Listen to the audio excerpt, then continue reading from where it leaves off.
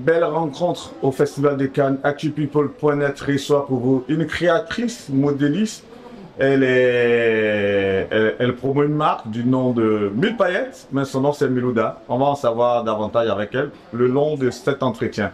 Bonjour Milouda. Bonjour. Là, on vous retrouve ici au Festival de Cannes déjà. Oui. C'est clair que c'est pour la promotion quelque part de votre marque de paillettes.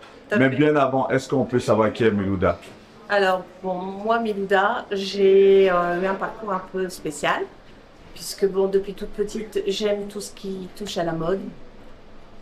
Donc, j'ai pas pu tout de suite en fait faire tout ce qui est création, puisque je suis partie sur un parcours d'études, plus en immobilier, pendant pas mal d'années, plus de 30 ans.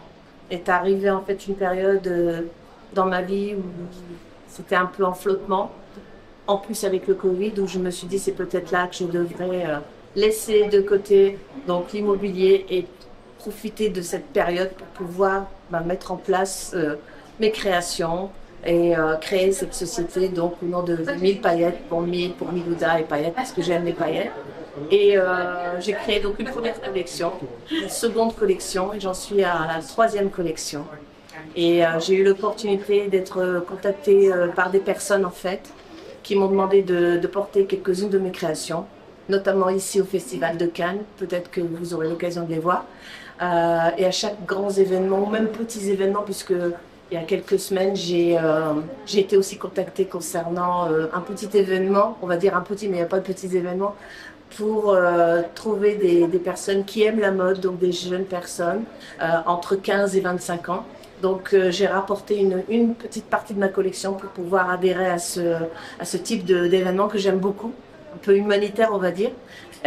Donc dès que j'ai l'occasion de pouvoir mettre en avant la collection, je suis là. Dès qu'on me contacte, je suis là pour pouvoir essayer moi aussi peut-être d'arriver à trouver une petite porte ouverte dans ce grand monde de la mode.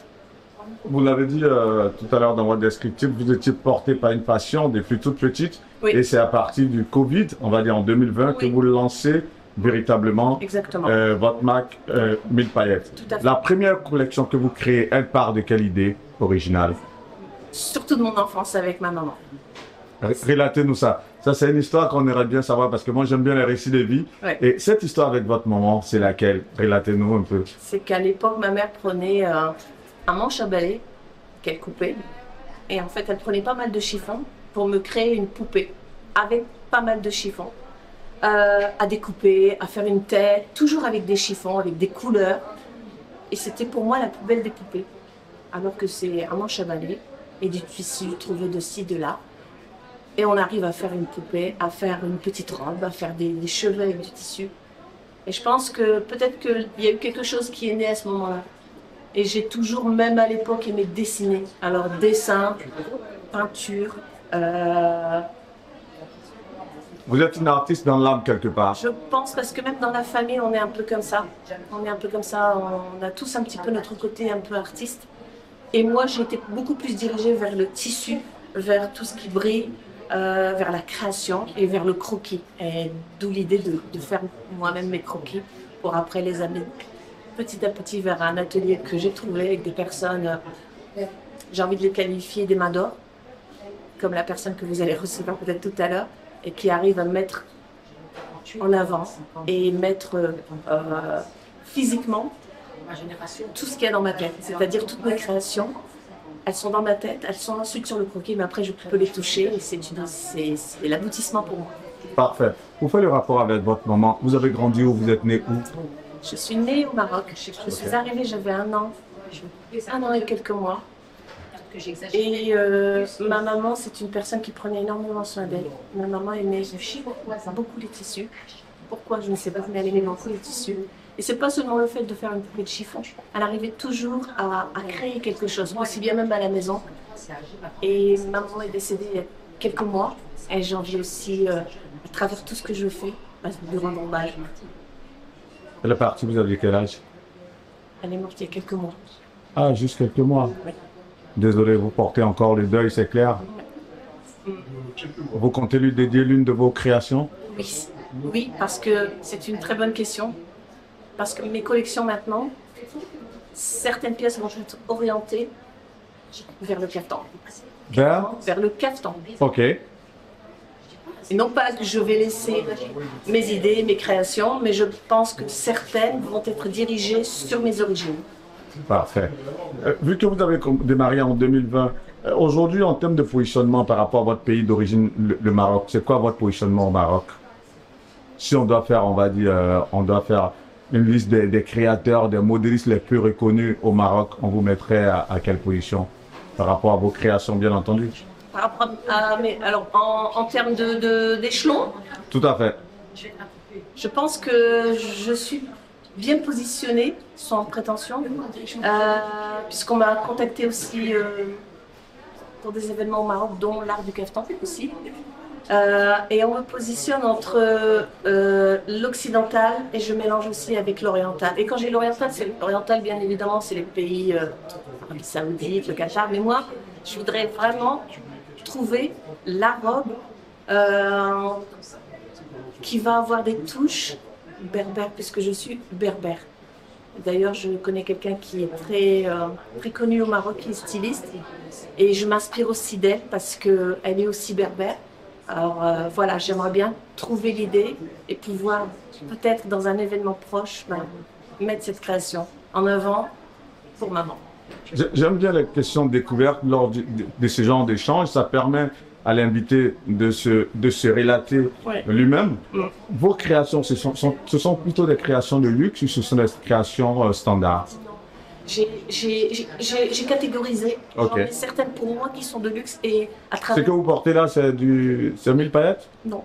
Ok, allez-y. J'aimerais bien, alors pourquoi je ne les porte pas?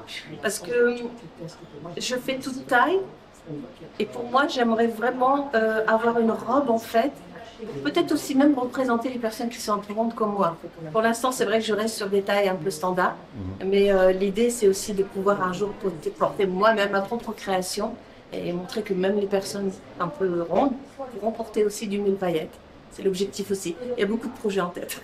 Mais là, justement, donc, ce qui fait qu'actuellement, 1000 paillettes, lorsque vous faites les créations, c'est pour des personnes fines, c'est ça? Non, c'est pour absolument pas. Bah, vu que vous dites pour que ce soit porté par les personnes qui ont... C'est ce pourquoi j'ai rebondi sur la question. Mais sinon, ça peut être porté par... En fait, le modèle est unique.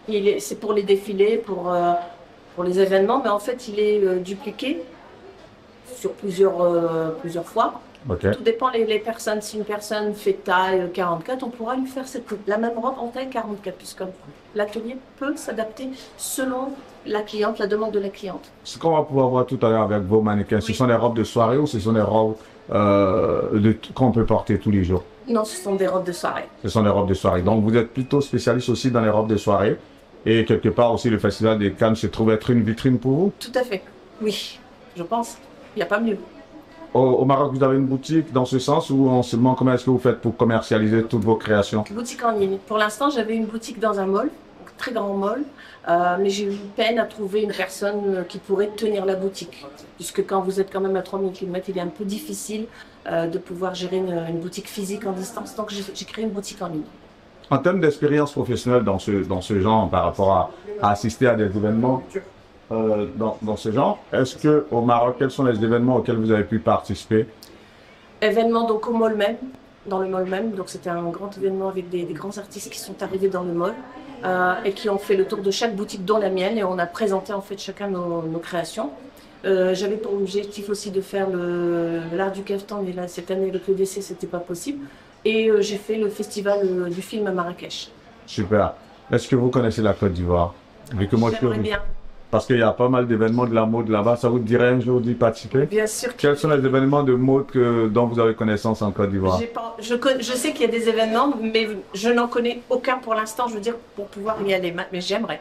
Je ferai la transmission parce que je sais qu'il y a la Fashion Week avec une grande dame, Isabelle Hanno. Oui. Certainement que vous pourrez prendre part à cet événement. Avec grand plaisir. À part ça, il y a pas mal d'autres événements. Il y a aussi Abidjan Pine, où on célèbre le Pine. Et voilà. Avec grand plaisir.